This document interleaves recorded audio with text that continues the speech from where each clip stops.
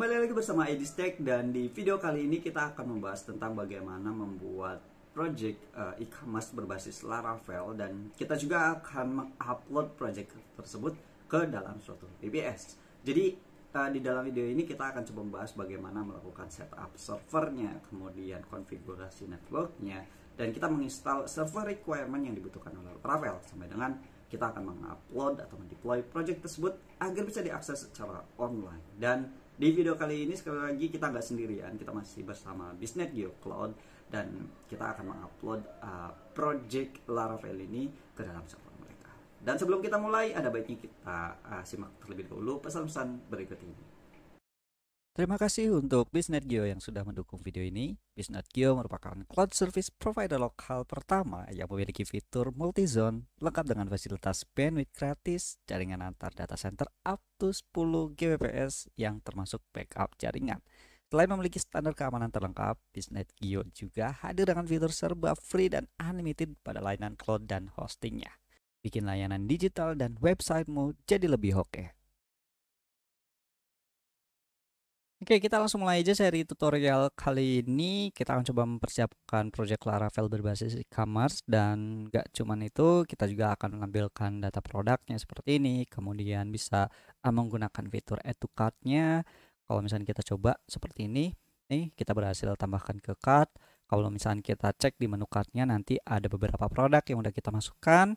Di sini juga kita bisa manipulasi ya kuantitasnya, atau kita bisa remove beberapa produk dan bisa melakukan proses checkout di langkah selanjutnya seperti ini. Nah, nggak cuman itu juga, tapi di project Laravel ini sudah tersedia juga di bagian admin panelnya. Teman-teman bisa mungkin manipulasi atau bisa manage data produk, kategori, dan lain-lainnya.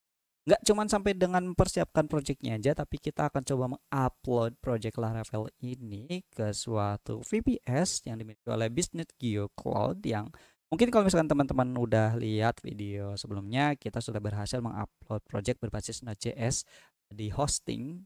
Tapi kali ini kita akan coba lebih advance lagi untuk mengupload project ke server virtual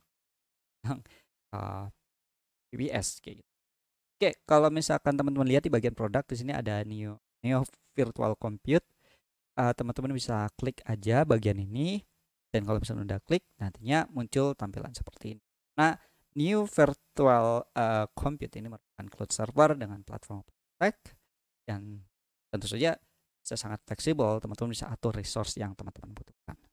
Oke, bisa dilihat juga in fitur unggulannya apa saja di sini, dan kalau misalkan mau lihat-lihat harganya bisa lihat di bagian sini. Oke, kalau misalkan udah ngerasa cocok nih, teman-teman klik aja di bagian daftar sekarang, dan kalau misalkan udah klik, nanti teman-teman dibutuhkan untuk input nama sampai dengan nomor telepon. Kalau misalkan udah punya akunnya, nanti bisa bagian login di sini teman-teman klik. Oke, dan karena saya sudah menyediakan akunnya, kita akan coba masuk aja. Dan di tampilan ini sebenarnya teman-teman akan diarahkan ke dashboard ya. Beberapa ada informasi virtual compute, license, billing, metal, object storage juga yang nanti akan kita bahas sebenarnya. Kemudian di sini bisa teman-teman lihat produk apa aja yang bisa kita generate, bisa NVC-nya itu sendiri atau VPS-nya itu sendiri, bisa layanan storage, layanan web hosting, license, dan lainnya. Teman-teman bisa tambahkan di sini ya. Oke, karena yang akan kita buat adalah VPS dari Neo Virtual Compute, kita klik aja di bagian sini.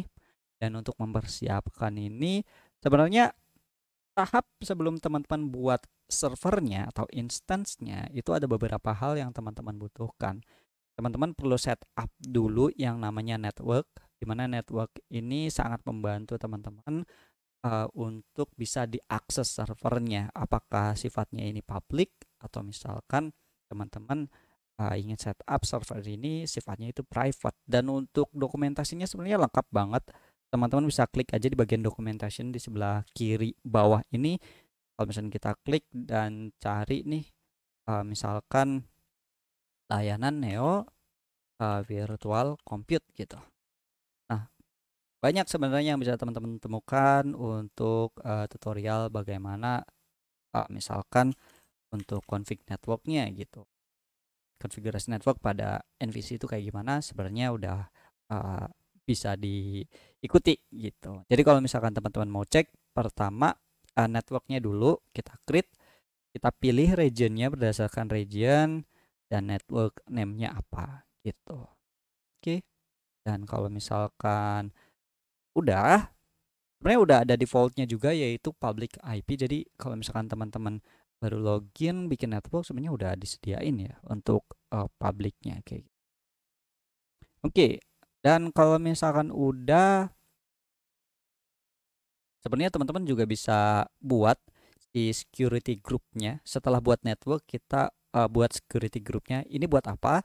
Jadi si VPS ini sebenarnya teman-teman bisa atur security-nya apakah hanya beberapa IP saja yang boleh akses atau IP public atau IP manapun bebas bisa mengaksesnya, itu bisa kita atur.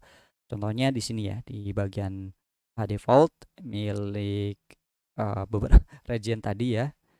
Nah, di sini kita bisa atur nih rules-nya apa aja sih yang bisa kita akses. Jadi inbound itu koneksi dari luar masuk ke dalam server kita gitu. Jadi apa aja yang boleh masuk. Oke, di sini saya sudah setup ada HTTP, bisa pakai SSH juga, dan source-nya bisa dari manapun gitu. Dan kalau misalkan outbound itu dari server akan komunikasi ke server mana atau ke IP mana atau ke jaringan mana.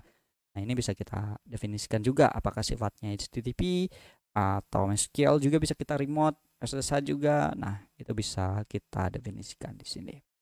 Biasanya sih saya akan mendefinisikan HTTP dengan source-nya itu dari manapun dan SSH juga, karena nantinya kita akan memanfaatkan web server engine X dan untuk setup-setupnya akan menggunakan SSH gitu sih.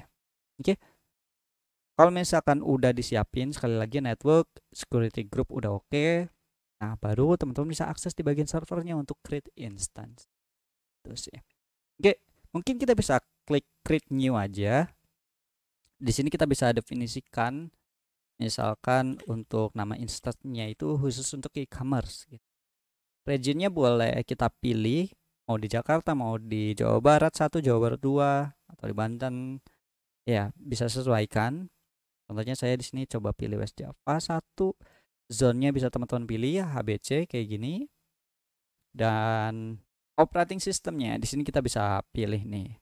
Mau operating system apa sesuai teman-teman mungkin biasanya pakai apa gitu ya. Nah, kalau misalkan saya biasanya pakai Ubuntu dan pakai versi LTS yaitu 20.04. Dan untuk package-nya di sini nah bisa teman-teman lihat mulai dari SS2.1 nih, speknya 2 GB RAM dan 1 core CPU, ada sampai dengan apa nih? Oke, sampai dengan 64 GB RAM sampai 16 core CPU. Oke, mungkin ngebut banget, dan ini cocok sih kalau misalkan teman-teman pengen pakai server yang bisa diakses oleh ribuan atau bisa ya ratusan ribu visitor. Bisa teman-teman sesuaikan gitu keperluannya. Oke, dan karena saya ingin untuk mengujinya, mungkin saya akan gunakan yang sederhana saja. Mungkin yang 2 RAM 2 core lah cukup. Atau misalkan teman-teman pengen ngirit-ngirit banget, boleh lah yang SS2 1 kayak gini. Oke. Billing cycle-nya bisa per jam. Jadi teman-teman bisa gunakan biaya per jam kayak gini atau biaya monthly. Bisa teman-teman atur aja. Oke, key pair-nya di sini kalau misalkan teman-teman belum bikin, nah key pair ini bisa dibilang kayak kunci untuk mengakses servernya atau konsolnya ya. Jadi kayak kunci SSH kayak gitu. Kalau misalkan teman-teman mau buat, nggak apa-apa, bisa create aja di sini. Create namanya apa? Misalkan e-commerce ya. Biasakan sesuaikan dengan nama instance-nya biar nggak repot. Jadi kalau misalkan mau akses ke beberapa instance itu kita khususkan. Kita pilih create di sini. Nanti bakal ada otomatis file.em atau pm. Ini biasanya akan kita gunakan untuk login dengan menggunakan SSH. Dan selanjutnya di sini ada networking name. Sesuai yang tadi kita udah jelaskan terlebih dahulu ya. Kita siapin dulu networknya. Nanti kita pilih subnetnya juga, router name-nya juga, security group-nya juga default. Nah, public IP-nya juga. Nah, bisa teman-teman add di sini untuk public IP-nya. Kita add, kita coba pilih juga ya, misalkan mau yang monthly juga, create, otomatis kita bakal mendapatkan IP publiknya. Nah, udah siap semua nih. Udah siap semua untuk instance-nya. Kita pilih next. Kita pilih order sekarang. Oke. Bahkan teman-teman nanti lakukan proses payment-nya ya. Dan payment-nya ini sebenarnya banyak banget yang bisa teman-teman manfaatkan atau gunakan. Nggak cuman bank aja, tapi e-wallet juga bisa teman-teman pakai gitu. Dan karena saya menggunakan akun tes, ya jadi agar lebih cepat untuk teman-teman simak kayak gitu. Langsung aja bisa di order. Oke. Di sini kita bisa kembali ke bagian server lagi, tunggu sampai statusnya itu bisa kita gunakan. Biasanya statusnya aktif. Nah, statusnya udah aktif nih. Tapi public IP-nya belum connect ternyata. Teman-teman bisa klik aja di sini untuk melihat detailnya. Dan biasanya sampai dengan ditunggu aja running. Nah, ini IP-nya di sini.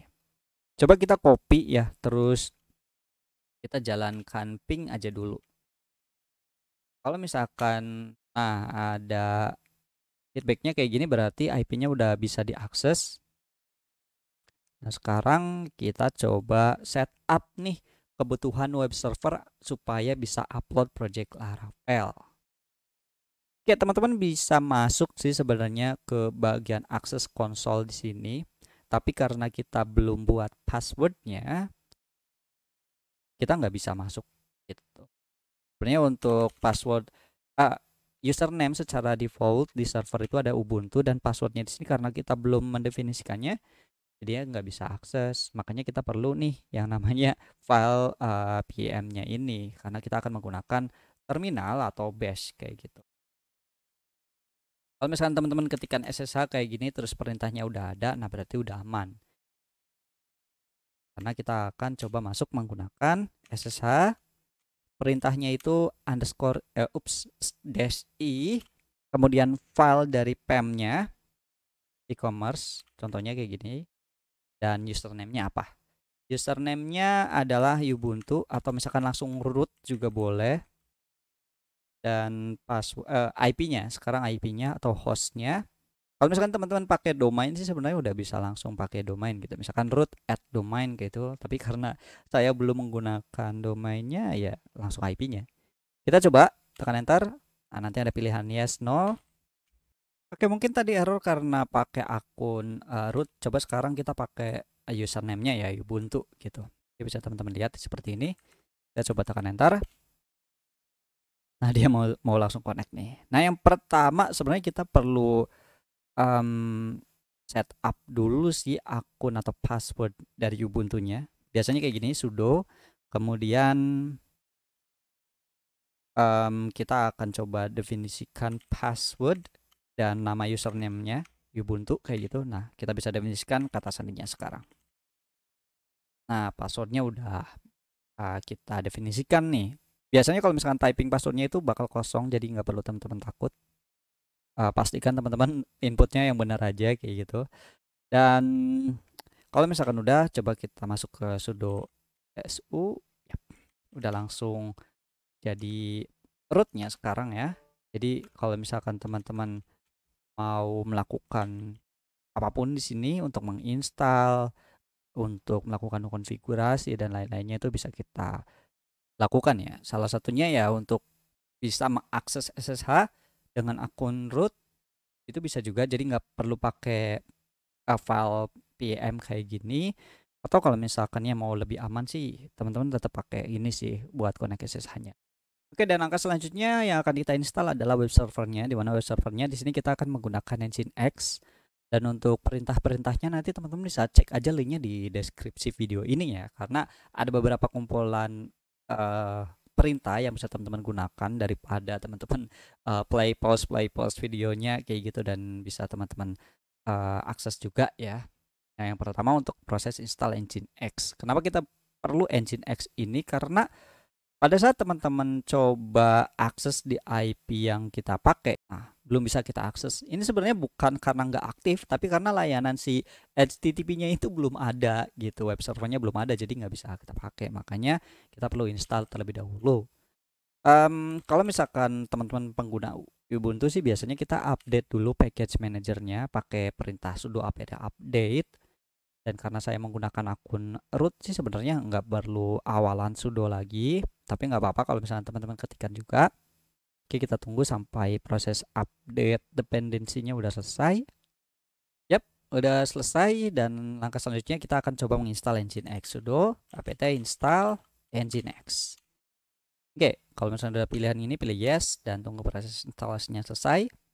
Yap, untuk Nginx-nya sudah selesai. Teman-teman bisa cek aja sih pakai perintah sudo sistem control, sistem ctl, status, kemudian package-nya itu Nginx service-nya.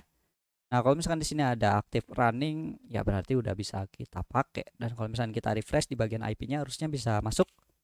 Nah, baru nih ada halaman welcome to Nginx. Dan pastikan teman-teman daftarkan juga grup security-nya dan bisa untuk kita akses port HTTP-nya. Kalau misalkan kita belum update security grupnya atau belum kita izinkan, ini nggak bisa kita akses juga. Oke, selanjutnya kita coba akan install database-nya. Di sini kita akan menggunakan MySQL Server ya, atau misalkan bisa menggunakan MariaDB. Bisa teman-teman ketikkan juga perintahnya sudo apt install MariaDB server dan MariaDB client-nya. Kita tekan enter, kita pilih yes. Dan sebenarnya kalau misalkan teman-teman nunggu nih proses instalasi kayak gini, bisa jadiin cemilan dulu atau sambil nyediain minuman dulu, karena emang ini bakal panjang banget, nggak sesingkat kayak teman-teman lihat di dalam videonya. Jadi ya nggak ada salahnya kalau misalkan teman-teman tunggu sambil nyediain cemilannya. Oke, untuk database-nya udah selesai nih, dan kita perlu konfigurasi beberapa hal. Yang pertama, untuk config si database-nya itu sendiri ya. Kalau misalkan teman-teman pengen tambahin akun untuk bisa akses ke servernya atau di MySQL servernya, itu kita bisa ketikkan perintah sudo MySQL secure installation kayak gini. Nah, yang pertama teman-teman bisa masukin password rootnya. Oke, apakah kita bakal ganti nih password rootnya? Kayaknya enggak, jadi kita pilih N aja. Remove anonymous user, iya. Disallow root login remotely, jadi boleh kita akses nggak nih secara root kayak gitu, atau akun rootnya itu boleh nggak? Enggak deh kayaknya, soalnya kita boleh login atau mau login juga pakai akun root. Remove database test boleh.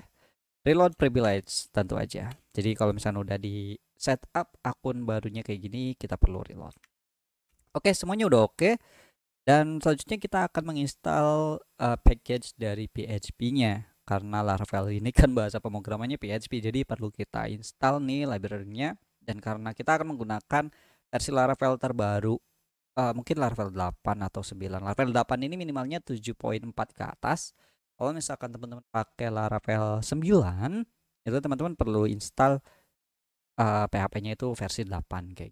Nah, karena di 20.04 versi Ubuntu ini secara defaultnya tuh pakai PHP 7.4. Jadi ya teman-teman nggak perlu nambahin dependensi baru gitu untuk PHP-nya. Tapi kalau misalkan teman-teman pengen install PHP di bawah itu, di bawah 7.4 atau di atas 7.4, teman-teman perlu menambahkan repositori khusus.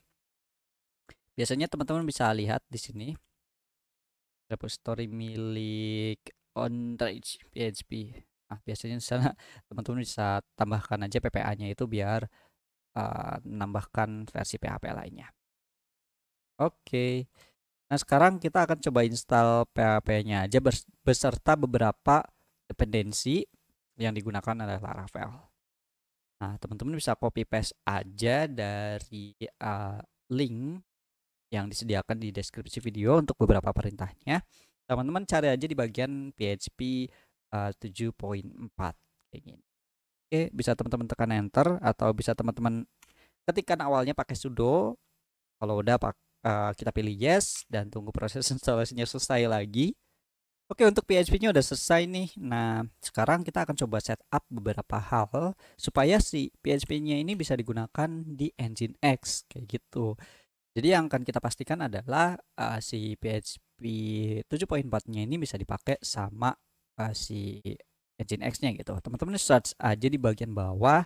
Nah, ada bagian listen PHP sock kayak gini. Biasanya sih kasih komentar kayak gini, tapi kalau misalnya ada titik komanya teman-teman hapus aja, dan karena ini udah nggak ada jadi udah nggak usah dipermasalahkan.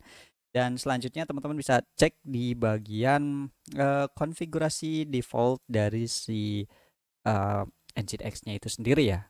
Ini konfigurasi yang bukan milik Laravel. Tapi kalau misalkan teman-teman cek di sini ada beberapa hal yang bisa teman-teman simak. Mungkin bisa kita atur portnya, kemudian root lokasinya itu di mana. Jadi nggak harus melulu di var www.html. Kalau misalkan teman-teman pakai PHP, teman-teman tambahkan juga di sini server name-nya teman-teman pilih atau akses sesuai IP address-nya, location, dan di sini ada location PHP. Kalau misalkan teman-teman pakai PHP, pastikan ini di komentarnya dibuka semua. Oke. Pastikan dibuka semua kayak gini. Include CGI-nya juga. Nah, teman-teman pakai yang ini karena tadi konfigurasinya kan pakai PHP sock ya. Kalau misalkan teman-teman pakai localhost 9000 kayak gini bisa teman-teman nyalakan. Tapi karena pakai file sock tadi ya kita biarkan seperti ini. Oke, dan tahap selanjutnya mungkin kita akan install phpMyAdmin karena nantinya kita butuh membuat database agar lebih mudah, atau teman-teman mungkin lebih familiar pakai itu. Kita coba install aja phpMyAdmin-nya. Kayak gini, sudo apt install phpMyAdmin, kita pilih yes. Oke, kalau misalnya teman-teman lihat ada prompt kayak gini, ini jangan pilih oke, tapi pencet aja tombol escape karena kita nggak pakai C2 atau light HTTPD, jadi escape aja. Biarin proses instalasinya lanjut. Dan kalau misalkan muncul pilihan kayak gini, kita pilih yes.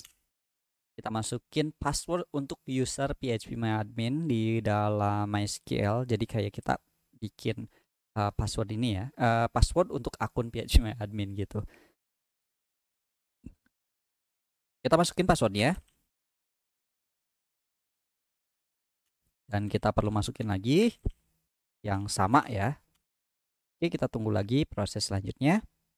Oke, semuanya udah oke nih, udah disiapin juga phpMyAdmin udah selesai, dan sekarang kita coba apa ya? Kita arahkan ke root directory kita di www di var www html supaya phpMyAdmin-nya ini bisa diakses juga gitu. Kita ketikin perintah sudo link dari user share phpMyAdmin supaya bisa masuk ke ini ya, ke phpMyAdmin milik HTML. Kita tekan enter, kemudian kita berikan permissionnya untuk directory tersebut, dan juga bisa berikan permission lagi kayak gini. Nah, teman-teman sebenarnya kalau misalkan mau jelas banget sih, mau tahu banget perintah change moderator kayak gini, change owner kayak gini, apa sih maksudnya, teman-teman bisa pelajari sintaks-sintaks Linux-nya ya. Karena kalau misalkan teman-teman pengen jadi DevOps atau yang ngurusin server pakai Linux umumnya ya, teman-teman wajib banget tahu perintah-perintah kayak gini. Oke, kalau misalkan udah ready semuanya, sebenarnya setiap kita melakukan perubahan di dalam Nginx itu kita perlu periksa aja dulu sih config-nya udah oke belum. Biasanya pakai perintah Nginx -t kayak gini. Kalau misalkan sintaks oke, terus juga konfigurasinya sukses, jadi udah aman sih, nggak ada apa-apa. Nah, pastikan teman-teman restart si server dari Nginx-nya atau service Nginx-nya. Kita tekan enter, dan ya mungkin kita bisa coba akses ya di IP ini dengan menambahkan phpMyAdmin, karena sebelumnya tadi kita sudah install phpMyAdmin ya. Ini bisa masuk. Tadi kita bisa pakai akun phpMyAdmin dan kata sandinya seperti yang sudah kita masukkan. Nah, yap, kita bisa akses ke database-nya. Tapi karena usernya itu nggak ada privilege buat bikin, jadi teman-teman bisa manfaatkan apa ya? Bisa dibilang bikin akunnya itu lewat command line. atau bikin database-nya lewat command line, ya teman-teman bisa ikuti tutorial ada. Atau kalau misalnya kita mau nambahin user baru sih, ya bisa teman-teman lakukan ya beberapa perintah yang ada di catatan itu juga. Masuk ke MySQL, kemudian kita coba kita buat nih user namanya apa gitu ya. Misalkan web app, terus passwordnya di sini apa gitu. Misalkan password kayak gitu. Kalau udah, coba kita kasih semua privilege dari akun web app tersebut. Nah, udah oke. Jadi kalau misalnya kita coba ini ya, logout, kemudian masukin lagi di sini pakai akun web app dan passwordnya tadi password lagi. Nah, bisa masuk. Sekarang dengan privilege full dan bisa ngacak-ngacak database-nya kayak gitu. Bisa bikin database baru, kita bisa drop database yang udah ada dan lain banyak hal lainnya ya. Yang kita lakukan di dalam PHP-MyAdmin. Oke, untuk servernya sebenarnya udah semua sih, udah ready semua. Tinggal kita coba install Composer karena untuk project Laravel kita perlu menggunakan Composer. Jadi kita bisa install dulu Composernya dengan perintah get Composer setup dari Composer installer dan kita coba install Composer setup tersebut supaya bisa digunakan di dalam server kita. Nah, untuk perintah-perintah kayak gininya teman-teman bisa cek lagi ya. Oke. Sekarang nah, untuk menggunakan Composer sebenarnya nggak disaranin banget tuh running sebagai root atau super user. Nah, makanya teman-teman bisa exit aja dulu ya, logout kayak gitu. Terus pakai exit aja, terus nanti kembali lagi ke akun user biasa di Linux-nya. Kalau misalkan pakai akun biasa nanti nggak ada warning kayak gini. Komposernya udah berhasil kita install. Selanjutnya kita akan coba gunakan project dari Laravel e-commerce kayak gini. Sebenarnya teman-teman bisa akses di link ini ya, di Avored Laravel e-commerce, dan untuk proses instalasinya gampang banget. Teman-teman bisa scroll ke bagian bawah. Ini ada dokumentasinya, ada demonya juga. Kita coba klik ya di sini Avored Documentation. Nah, untuk instalasinya bisa teman-teman cek nih. PHP-nya ternyata minimalnya itu versi 7.1.3 ke atas. Jadi kalau misalkan lebih atas dari itu masih bisa, dan pastikan beberapa SSL-nya itu maksudnya extension-nya itu udah diinstal gitu.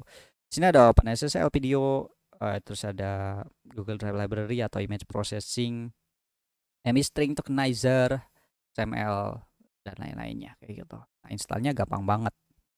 Perintah Composer create project prefer this avoid Laravel e-commerce kayak gitu. Dan oh ya, sebenarnya ada beberapa hal juga yang perlu kita install sebenarnya. Mungkin kayak unzip dan git itu perlu ada dan kita belum menginstalnya, jadi kita install aja dulu karena dibutuhin banget pada saat kita buat projectnya. Nanti ada setup bagian environment, kita jalankan artisan avoid install, atau kita bisa buat akun admin baru dan bisa diakses lewat admin kayak gini kalau misalkan mau akses ke admin panelnya kayak gini. Oke. Jadi ya sederhana banget. Sisanya teman-teman bisa cek di sini ada konfigurasi apa aja, propertinya apa aja. Untuk developmentnya kalau misalkan teman-teman mau nambahin halaman baru, root baru, bisa teman-teman lihat di bagian sini. Oke.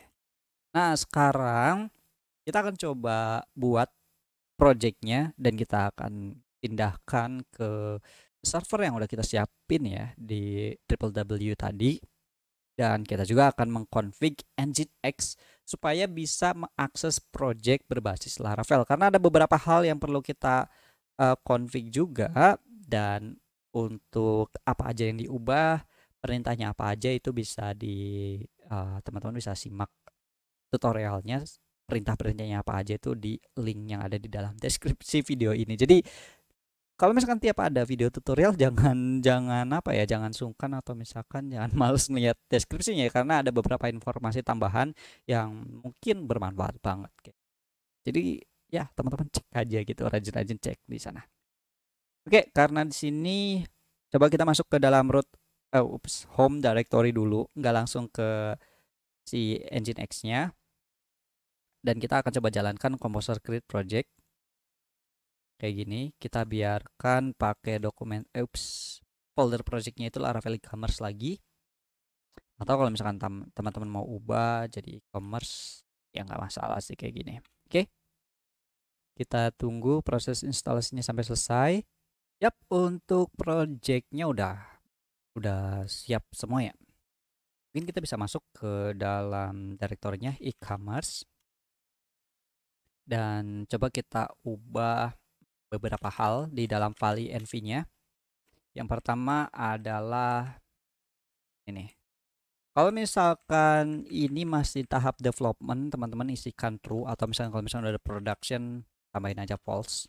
Tapi karena kita akan coba sambil setup dulu, kita biarin true. Dan app URL-nya teman-teman bisa isi IP address atau domainnya. Tapi karena di sini saya masih menggunakan IP address, jadi kita bisa sisipkan IP address. Nah, selanjutnya di sini ada connection-nya, database-nya. Database-nya belum kita buat, nanti kita bikin dengan nama Laravel e-commerce. Username-nya bisa pakai web app tadi yang full grant atau privilege-nya semuanya bisa diakses, dan password-nya itu password lagi. Ini password paling aman. Dan mungkin sisanya udah oke lah ya. Mail drivernya mungkin kita pakai log dulu, atau misalkan kalau mau pakai mail trap boleh diisi aja bagian username password encryptionnya. Dan di sini kalau misalkan pakai harusnya kalau misalkan pakai storage S3 udah oke sih, udah bisa langsung pakai. Yang nanti kita akan bahas nih setelah ini, tunggu aja. Ini bocoran juga. Nah, kalau misalnya udah oke, kita Ctrl X dan tekan enter. Database-nya belum kita buat, jadi kita buat database dulu nih di sini, atau new. Kemudian di sini kita isikan Laravel e-commerce dan kita pilih create. Oke, database-nya sudah disiapkan, dan langkah selanjutnya kita bisa jalankan Artisan Avored install di dalam project e-commerce-nya ya, tentu saja. Di sana kita akan melakukan migrating beberapa tabel yang dibutuhkan. Nantinya juga kita akan setup dummy datanya. Kalau misalkan teman-teman butuh dummy datanya, nanti pilih yes aja di sini. Oke, ini buat akun adminnya. Mungkin admin, shop, terus emailnya, passwordnya. Harus sama ya. Oke, semuanya udah ready. Semuanya udah ready semua, dan tinggal kita coba pindahkan nih folder dari e-commerce ini ke dalam directory HTML. Kita kembali satu folder. Nah, si e-commerce-nya ini akan kita pindahkan ya. Jadi kita pakai sudo move. Kita arahkan ke var www.html. Lupa, harusnya kita definisikan dulu apa yang kita pindahin. Nah, kayak gini, folder e-commerce-nya kita pindahin ke var www.html. Tuh harusnya. Oke, kita lihat foldernya udah nggak ada di home directory-nya, tapi kalau misalnya kita akses di var www.html harusnya udah ada. Oke, ada folder e-commerce. Sekarang kita akan coba config bagian Nginx-nya ini supaya kita bisa akses nih project Laravel yang tadi.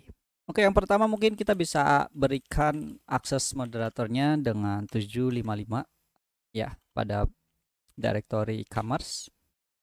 Kemudian kita bisa setup non-root ya, jadi bisa pakai sudo change owner, mungkin ya pakai user Ubuntu kayak gini, Ubuntu dari e-commerce tersebut. Dan apalagi di sini.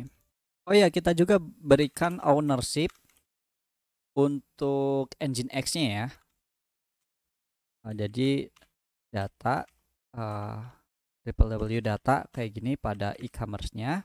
Harusnya yang di atas ini kita kasih R juga sih. Harusnya gini. Tuh. Yap. Semuanya udah kita berikan permission-nya. Dan langkah selanjutnya kita akan coba buat file config-nya. Di sini kita akan coba jalankan menggunakan text editor nano, dan nama file konfigurasinya itu e-commerce lagi. Jadi teman-teman sebenarnya bebas make atau nambahin file konfigurasinya itu apa, tapi karena di sini semuanya udah e-commerce semua nama setupnya, jadi kita berikan nama e-commerce lagi. Kita tekan enter dan apa aja sih yang bakal kita isi ya. Oke, yang sebenarnya akan kita buat adalah seperti ini. Teman-teman bisa cek aja di source code atau ya contoh kodenya.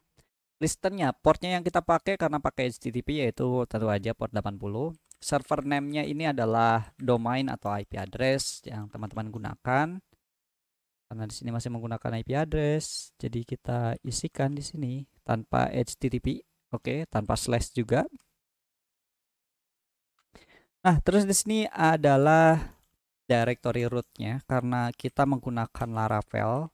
Laravel itu root directory-nya ada di dalam folder public. Jadi arahkan ke lokasi project-nya di mana, nama project-nya apa, karena nama project-nya itu e-commerce dan kita tambahkan public. Ini wajib banget. Oke, tinggal selanjutnya di bawah sini udah sesuai pakai PHP 74 juga. Kalau misalkan teman-teman pakai PHP lain, ini tolong ya disamakan juga.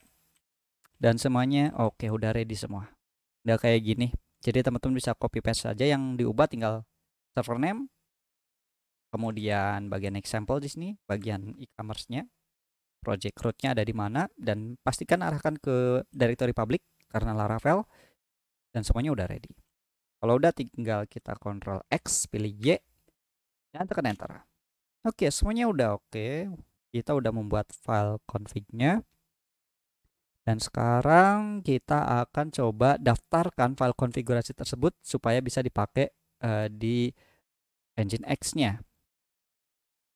Nah, karena kita buat file e-commerce di dalam directory tersebut, kita coba enablekan, kita buat linknya di dalam etc Nginx dan sites enable kayak gini. Oke, udah oke. Dan arah selanjutnya kita akan coba hapus file default config yang ada di dalam site enable.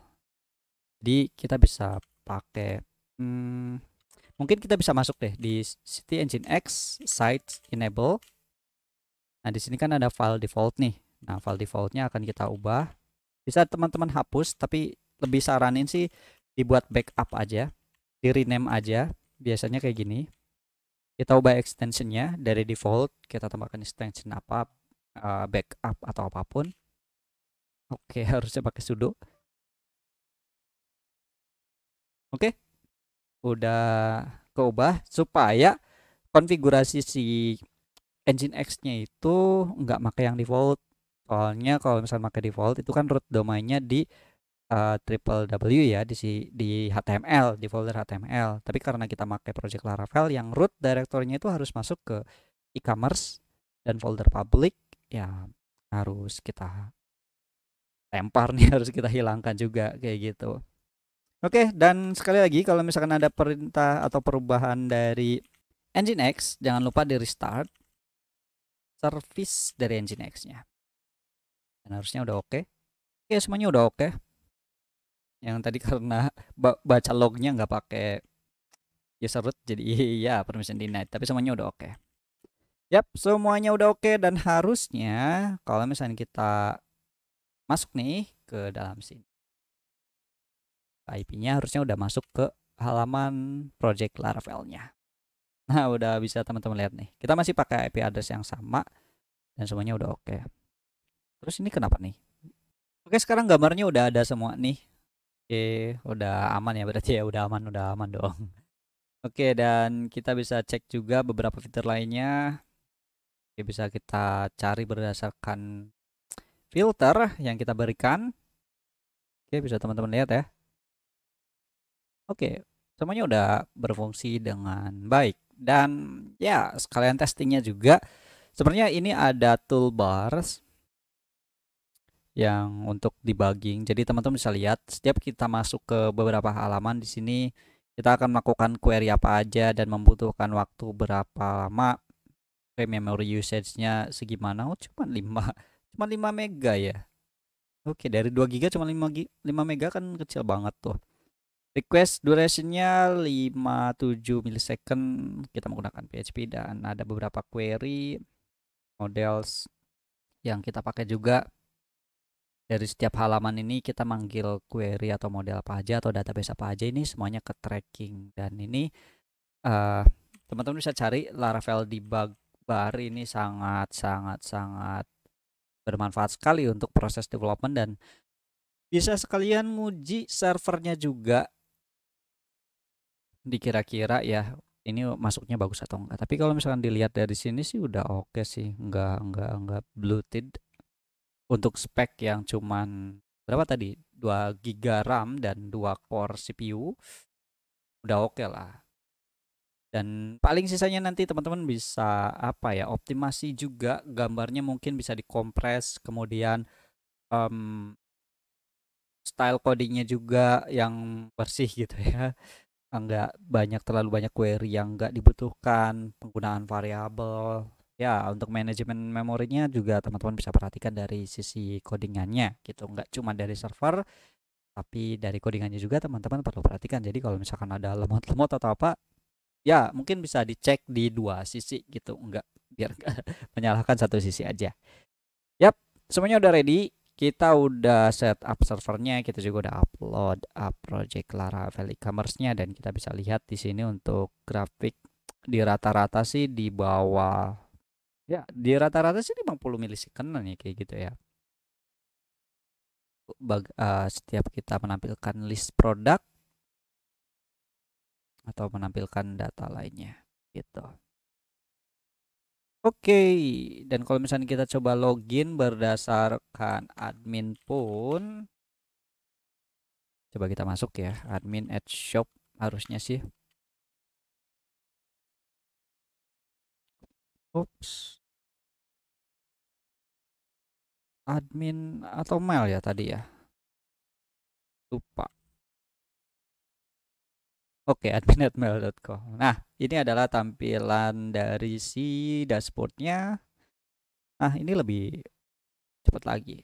Ya rata-rata memori usage cuma 5 mega dan durationnya sekitaran 50 ms.